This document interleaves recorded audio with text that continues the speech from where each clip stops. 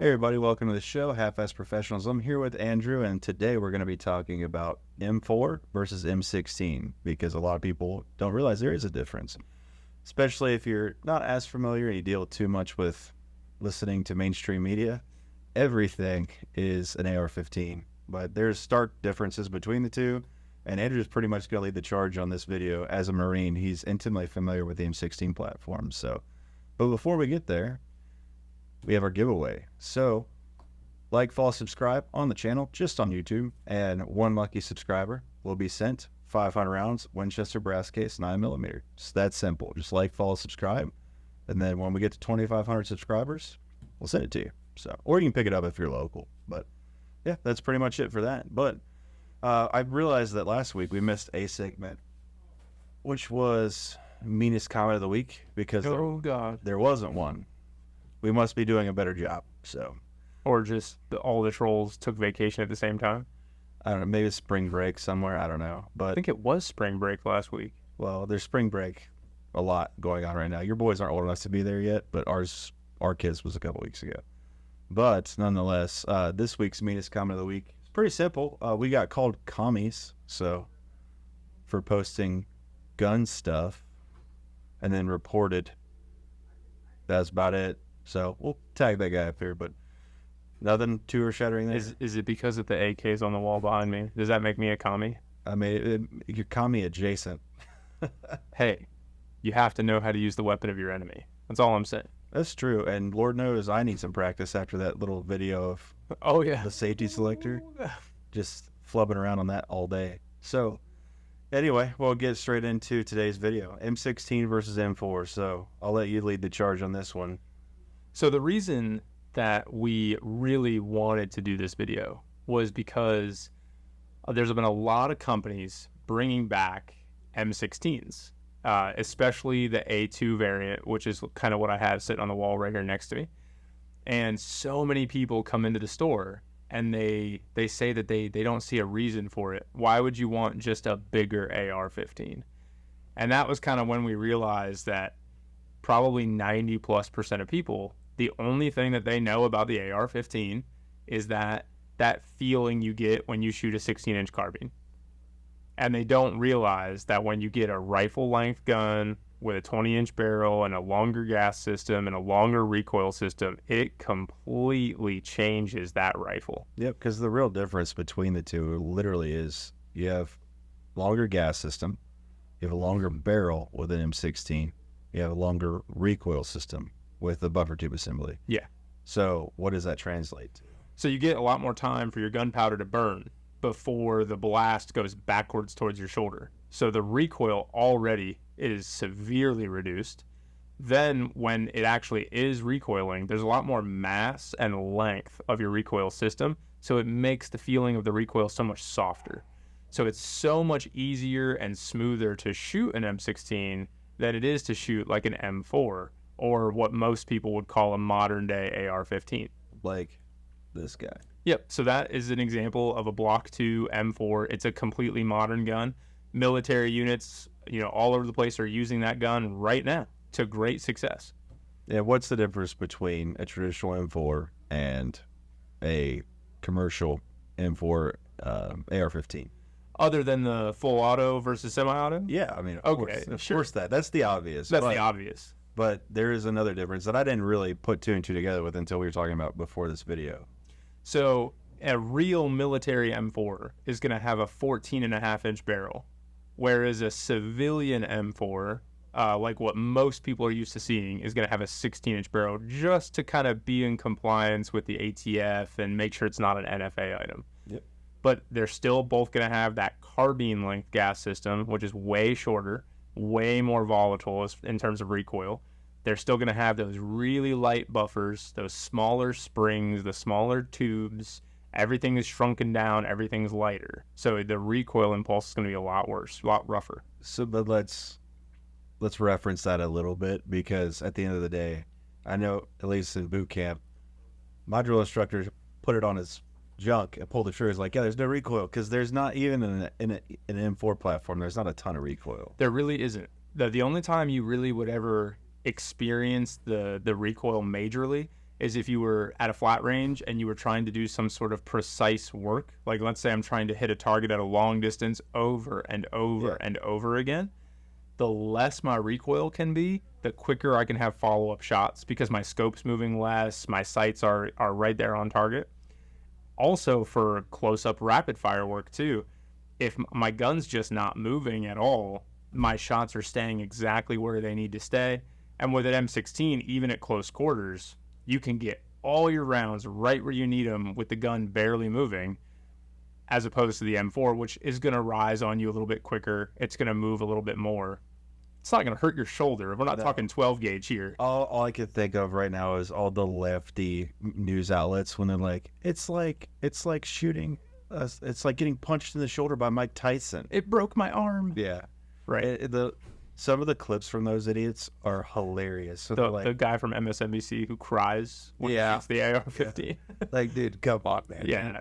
So there is a lot more violent action happening with an M4 or an AR-15 carbine than there is definitely with longer gas system, longer recoil system, longer barrel, but it's still not anything to write home about. So one of the questions people ask me all the time is why? In today's modern era, with everything the way it is, why would you ever consider owning an M16, maybe on top of all of the carbines you already have, or maybe you're getting your first AR and you're looking at the M16 as an option? Why should you even consider it? And there's a couple really great things to consider with the M16.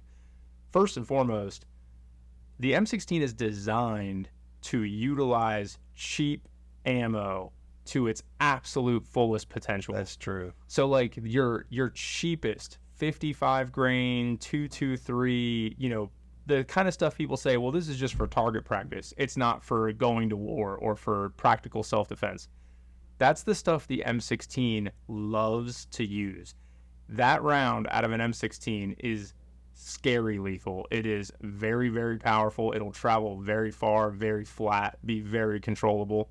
Relative to what the cartridge is capable of. Yes. You're essentially getting max performance out of the cartridge in an M16. Right. Though let's not get too carried away and do all this comparing and contrasting. We're like, well, 375 Shy-Tac goes a lot farther and hits with a lot more energy. It's like no shit. If you shoot a 55 grain 223 out of an M4, it'll do this. But if you do it out of an M16, it'll blow the lungs right out of them. Oh my god.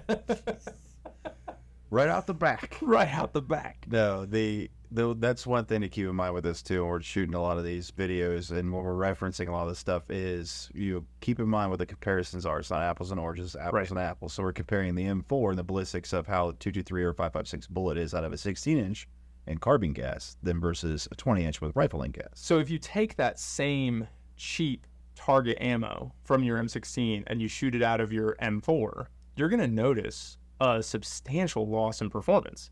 And that's why they came out with the heavier grain, hotter loads, like your 62 grain green tip ammo, your M855A1 that the Army uses. When you use those rounds out of a 14.5 inch or a 16 inch, you do get similar performance out of you cheap ammo from an M16. But most people don't know that. Most people in their home defense gun are loading up their short gun with their cheap ammo, and they think it's all the same, but there is going to be some changes. And it really depends on the distances you're shooting too. So if you're shooting at 30 feet, you're not going to notice outside of, let's say you're actually sighted in for 30 feet, right? I don't know why you would, but let's say you are. You're not going to notice a difference in the shift, your impact shift of the bullet out of an M16 or a 20-inch gun versus a 16-inch gun. No, it's just too close. But where you really start seeing the 20-inch gun outpace is when you get outside of 100 yards. Oh, yeah, real quickly. And that's the other really big thing I talk to people about is it's unrealistic to believe that if you ever had to use this rifle in, let's call it a Minuteman capacity, right? If you ever actually had to go out and use this gun, you're not going to be in an urban environment clearing houses door to door. Like you're not Rick Grimes sitting in Atlanta, trying to clear out all the zombies. Yeah, you're not clearing all the zombies out of Atlanta, going door to door, which is obviously where the M16 would have drawbacks because it's just a bigger gun, it's right? a boat.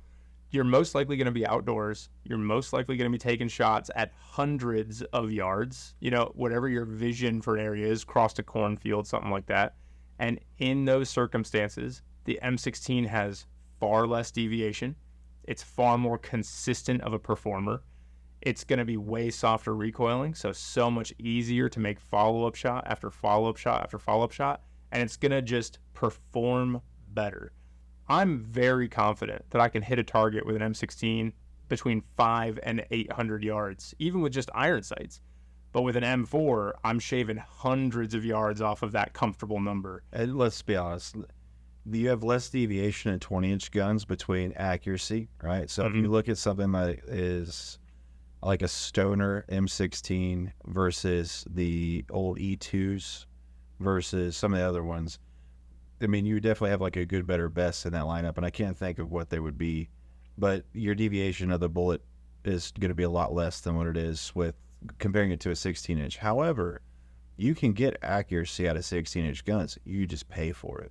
Yeah, probably your in the world of, if you want to talk your bests of your M16 kind of modern equivalent are probably going to be like your FN M16. Well, the first one that came to mind, but also your Daniel Defense makes the Mark 12, which is very closely it's a modern spin on it, right? It's a modern spin on kind of an M16 in terms of performance. Yeah, because it's a free flow rail flat top.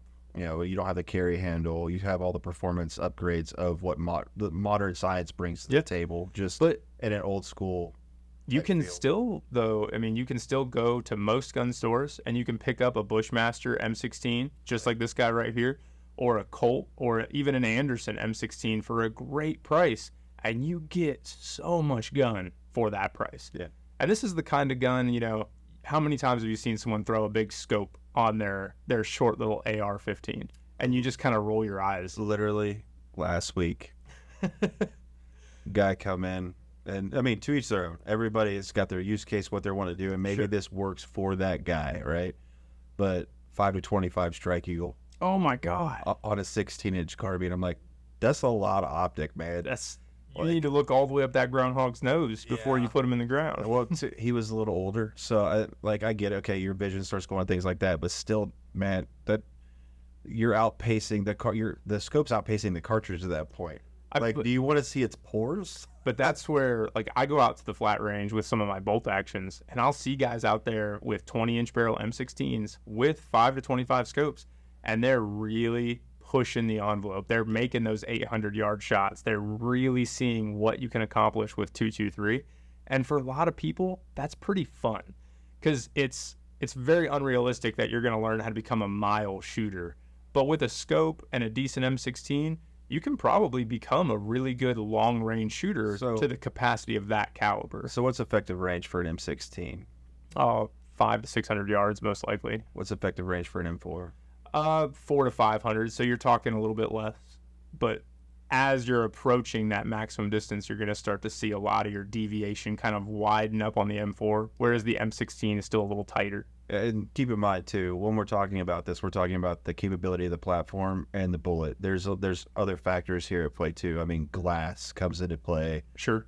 Or, I mean, iron sights, too, because not all iron sights are created equal. I would argue that fixed iron sights on a fixed carry handle and A2 front posts are going to be by far the most consistent. That's going to be your most consistent, best performing iron sight setup. But when we're talking about this back and forth, we're looking at one piece of the equation, not all of it together. So, all right, when it comes to M16 versus M4, I mean, use case, right?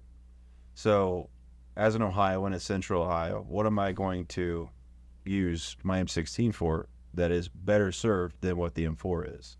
I think your best use case for the M16 really comes down to the idea of a patrolman's rifle. Something where you're going out, you're going to be moving. Maybe you need to use this gun also as a hunting rifle in some sort of whatever situation you're in.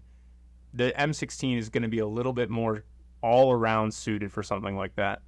Whereas if you're sitting there setting up an AR-15 and you're saying, this is my home defense gun, this is my bedside gun, its primary concern needs to be its use in my home. I'm probably picking the M4 in that circumstance, because in the mid 90s when the M4 really came on the scene, that's exactly what it was for. It was for use inside buildings, getting the gun lighter, getting the gun smaller, and making it so Marines didn't have to go door to door with a 20-inch barrel M16. It reminds me of, what was it, Black Hawk Down, where they're clearing shit with the 12 or the 20-inch guns. Oh yeah, like seeing that thing rock over the dude's shoulder when it do movements. I'm like, man, he's eating his bolt carrier. It's almost athletic. His arms are going to be sore by the end of the day holding that thing up. So I'm a firm believer in every grown boy needs both, because we're big. You and I both, I think, are really big on, don't just buy shit for the sake of buying shit just to be, keeping up with the Joneses. It's buy it for use case. We've done an optic video. Oh yeah. We've done a suppressor video. We got more other things. We did our, you can choose only one handgun and why we did that. But, purpose driven. That is. It's always purpose driven. Yes. Anything you're looking at has to have a use case. And hey, look, if you have more money than sense and you want to own everything, great, perfect, good for you, man. That's not 99.99% of America. So for folks like us, everything I have has a purpose to it. I have carry guns, I've got competition guns, and then you obviously can double use case too, because any of those can be used for home defense. But when you get into rifle platforms, this is the reason. So I am Buckeye Shooting Center, and I have one shotgun in my house. I'm not a target or a clay shooter. I'm not a trap shooter. And then I deer hunt with a 350 Legend. So I have one 12 gauge home defense shotgun that sits in the bedroom, and that's for the missus to, if I'm not coming back up the hallway, just blast the hallway. No, you're supposed to fire it into the air. Oh, Jesus Christ. Just rack it one time, I'll scare them away. Oh, there's just that sound. It makes them all just run. So, but I don't have a use case for me personally for shotguns, right? Bolt actions. I have 2 bolt guns. I have 3. One is a 22, just to play around with. But I have the 350 Legend I deer hunt with, and then I have a SIG Cross that I wanted to do for some PRS stuff, because I was kind of toying around with the idea of shooting some PRS, and it's a really good platform to start off with because price point. Sure. And we actually have that gun on sale right now from SIG Days. So. Oh yeah, we do SIG Days this weekend. Yep. So we have a lot of options, but I'm more driven towards carbines, more towards handguns, because I'm focusing more on the sport side of shooting, and I'm focused more on the defensive side of shooting. So I do not own a M16 because, and where I live, where I work and everything else, I don't see a need for it for myself. But after talking through a lot of this stuff, I think I kind of want one now. I'll say, when it comes to the AR platform in general, I probably own at least one gun of every barrel length that anybody ever describes. I'm talking 8-inch all the way up to 20.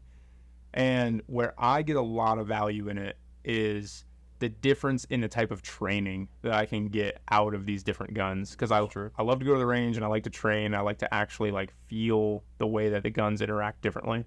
And I'll tell you, when I take my 10.5-inch gun out, my Mark 18, I get used to it, and I get used to how violent the feeling is, how much kind of muzzle rise it has, how aggressive the mechanical function of the gun is. And I just kind of get that in my head that that's what an AR is. And then I take out an M16 and I do some training, and it just blows my mind every time. It's like a dream. It's like clouds bumping up against each other with the operation. Yeah. The gun is quieter, it's smooth, it barely moves. And it's like, oh yeah, this is what the original AR-15 was supposed to be. This is what Stoner did. But we're getting on a ramble now. So don't forget, we have our giveaway going on. Like, follow, subscribe for a chance to win 500 rounds of brass case 9mm from Winchester. And again, all you got to do, like, follow, subscribe just on this channel. We're not going to ask you to go through the depths of the internet to find us everywhere, just on YouTube. We definitely appreciate it. We'd love to hear what you have to think, or what you have to say, M16 versus M4, and the pluses, minuses, so on and so forth of all that stuff. So, you got anything else? No, that's it. Cool beans. Well, we'll see you guys next week. I'm Zach. He's Andrew. We'll see you soon.